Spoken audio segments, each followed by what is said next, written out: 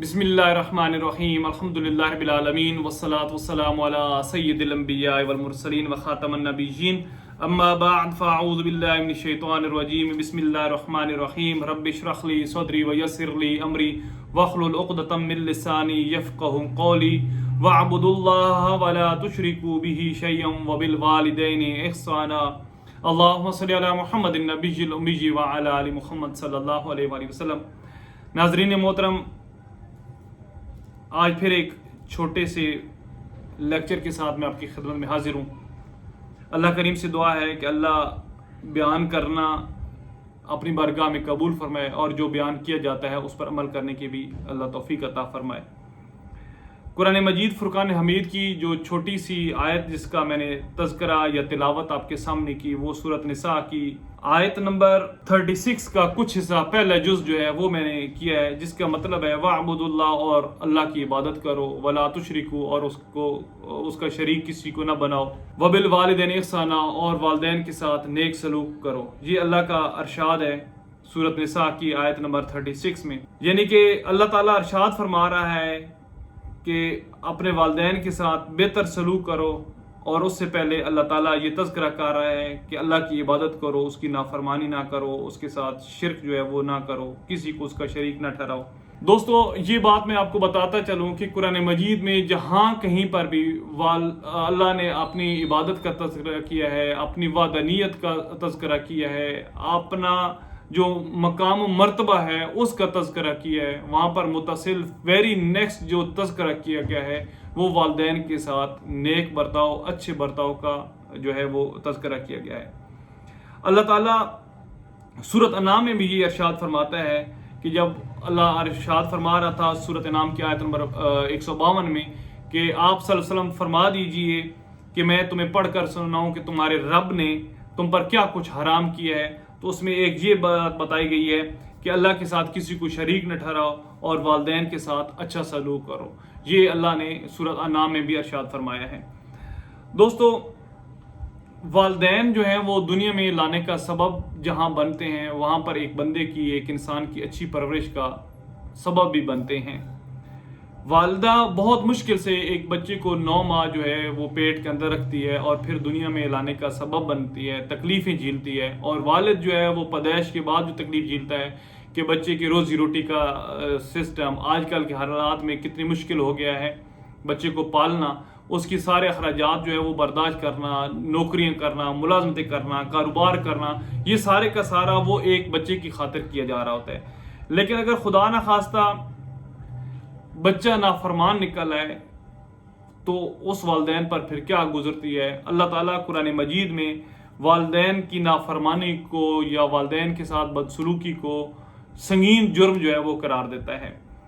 اسی لیے اللہ تعالیٰ نے بارہا جو ہے وہ والدین کے ساتھ حسن سلوک کا، اچھے سلوک کا حکم دیا، اور پھر ہمیں دعا بھی سکھائی کہ رب ارحمہما کما ربیانی صغیرا، کہ اللہ میرے والدین پر، ہمارے والدین پر رحم فرما جیسا کہ انہوں نے مجھے بچپن میں تکلیف سے پالا تھا۔ اللہ تعالیٰ قرآن مجید میں تو بشمار جگہ ارشاد فرما دیتا ہے والدین کی حسن سلوک کا، لیکن حضور علیہ السلام نے بھی متعدد دفعہ یہ ارشاد فرمایا ہے۔ بلکہ ایک دفعہ تو انہوں نے یہ بھی ارشاد فرمایا کہ کاش میری ماں زندہ ہوتی اور وہ مجھے آواز دیتی اور میں اس حالت میں ہوتا کہ میں نماز پڑھ رہا ہوتا، تو میں فوراً لبیک کہتا، جی امی جی، اور میں بھاگ کے اپنی والدہ کے پاس چلے جاتا۔ پھر حضور علیہ السلام نے ہمیں یہ بھی ارشاد فرمایا کہ والدین کے ساتھ اچھا سلوک ہمیشہ کرتے رہو، والدین کی نافرمانی نہ کرو۔ ایون اللہ اور اللہ کے حبیب نے اگر آپ بندے کے والد مشرک ہوں تو ان کے ساتھ بھی بہتر سلوک کرنے کا حکم دیا ہے۔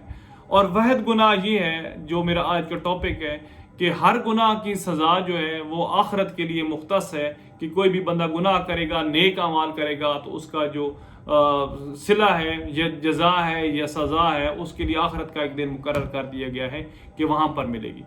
لیکن واحد گناہ دنیا میں والدین کی نافرمانی ہے، جس کا فوری طور پر یعنی کہ کچھ ہی عرصے بعد اس بندے کو اس کی سزا مل جائے گی۔ جب وہ خود والدین کی سیٹ پر بیٹھے گا، والدین کی سیٹ پر برا جمع ہوگا اور اس کے بچے ہوں گے، تو پھر اس کے ساتھ وہی سلوک کیا جائے گا جو اس نے اپنے والدین کے ساتھ کیا تھا۔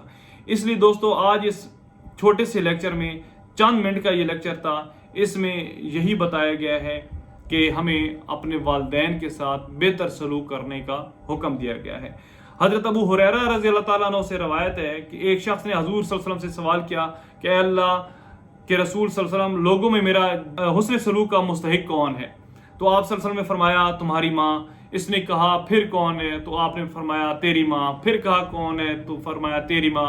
और फिर फरमाया कौन है? तो कहा तेरा बाप। तो यहाँ से मालूम हुआ कि वालिदैन के बेहतरीन हुस्न सलूक का जिसके साथ हमारा रवैया इख्तियार होना चाहिए वो बंदे के वालिदैन के साथ होना चाहिए। अल्लाह से दुआ है कि अल्लाह हमें समझने की और फिर समझकर इस पर अमल करने की भी तौफीक अता फरमाए। एक दफ़ा हज़रत अब्दुल्ला बिन उमर रज़ी अल्लाह अन्हु से रवायत है कि एक शख्स आप सल्लल्लाहु अलैहि वसल्लम की खिदमत में हाजिर हुआ और आप सल्लल्लाहु अलैहि वसल्लम से इजाज़त तलब की कि मैं जहाद पर जाऊँ, लेकिन अल्लाह के हबीब सल्लल्लाहु अलैहि वसल्लम ने फरमाया कि तुम्हारे वालिदैन जिंदा हैं। तो उस शख्स ने फरमाया कि जी हाँ मेरे वालिदैन जिंदा हैं। तो आप सल्लल्लाहु अलैहि वसल्लम ने फरमाया कि जाओ उनकी खिदमत करो, यही तुम्हारा जिहाद है।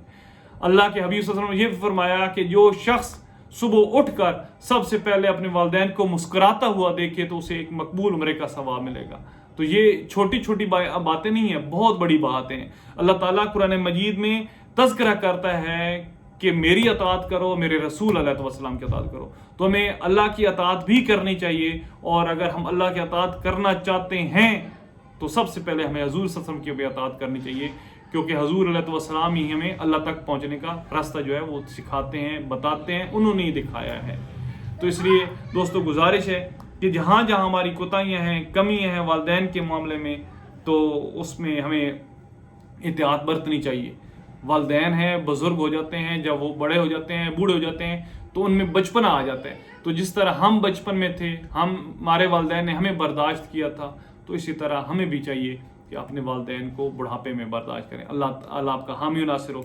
अगले लेक्चर में फिर आपकी खिदमत में हाजिर होंगे, तब तक के लिए इजाज़त दें। आखिर पर एक गुजारिश है जो कि हर प्रोग्राम में, हर लेक्चर में मैं आपसे करता हूँ कि यार नमाज को अव्वल वक्त में बाजमात मसाजिद में अदा करने की कोशिश करें, और ख़वातीन जो हैं वो घरों में अदा करने की कोशिश करें। अल्लाह आप सबका हामी नासिर हो। अल्लाह हाफ़िज़। अस्सलामु अलैकुम व रहमतुल्लाहि व बरकातुहू।